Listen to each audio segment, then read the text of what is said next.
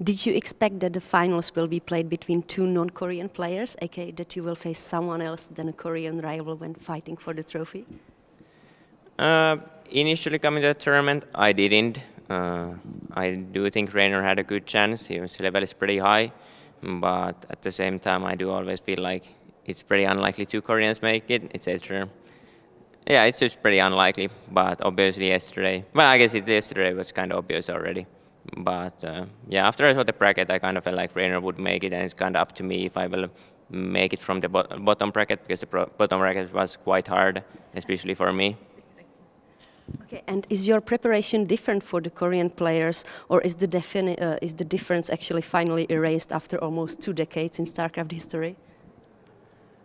I think in general Koreans are still, they have more good players, and they have a bit different style. But preparation is always the same for everyone. Everyone's just a player after all, and kind of everyone has the same treatment. Were you happy for a ZVZ matchup, or do you prefer one, or are you 100% confident in all of them? CVC is my worst matchup, so I don't really like that one. I think in the other two matchups, I wouldn't really be worried against anyone. But CVC, yeah, Rogue Dark, Rainer, all are really scary to me, just because it's very easy to lose in CVC, I feel like. Exactly. And did you miss LAN tournaments, because we've met here 2 years ago? Did you miss meeting all the players again, the crowd? I did. Missing LAN events also, no LAN events is a pretty big miss for events, just because you're not meeting the other players. StarCraft 2 is kind of a solo game, so you're just kind of working alone if you're at home, and you're not really seeing too many people. So I think the events, having a lot of people around, and just to be able to tell strats and that kind of stuff with other players is really nice. And obviously playing in front of people is also way nicer, just because I feel like it fits me really well, because I don't get nervous at all there. This whole event went pretty smoothly for me. That wise, I kind of just, I don't know, didn't really sweat at all. Yeah, that's great. In the first 2 games, things were really quick and you dominated them, absolutely. Do you feel confident playing a rush strategy in such tournaments? Is, after all, quite riskier than going for the long term?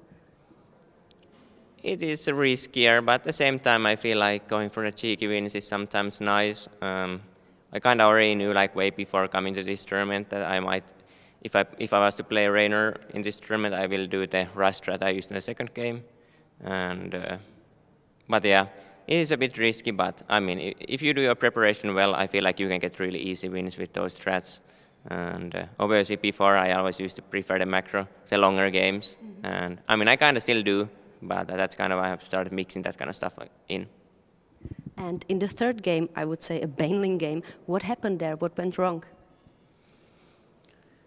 I went for a Roach all-in, but the problem with my Roach all-in was that he could just sacrifice his third base. So, well, he couldn't do that initially, but I lost so many drones that he actually could just do that, and then it's a really easy hold for him.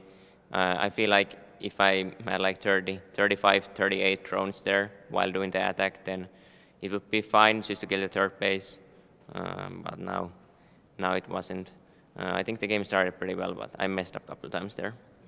And in the fourth games, the things started to get kind of tricky for you. The mutas and the links on your drones made a huge impact on the game.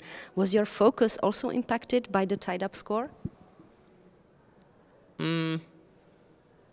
Well, my focus wasn't impacted, but I was a bit disappointed. And that game, I feel like the fourth game was something I could have won for sure. I had a decent start again there, and well, there's just one moment when I just kind of do the dumb attack and links just run to my bases and kill all my workers. So I feel like I could have played that a bit differently, but obviously you can't let that get too much into your head. You just kind of need to focus on your own game after that point as well. And in the fifth game, there were no early birds for the Glittering Ashes, and you lacked like a tiny bit of vision that would have made you the huge impact on the game. And the not so much classical ZVZ build-up came. Did you expect such a cheeky build to come?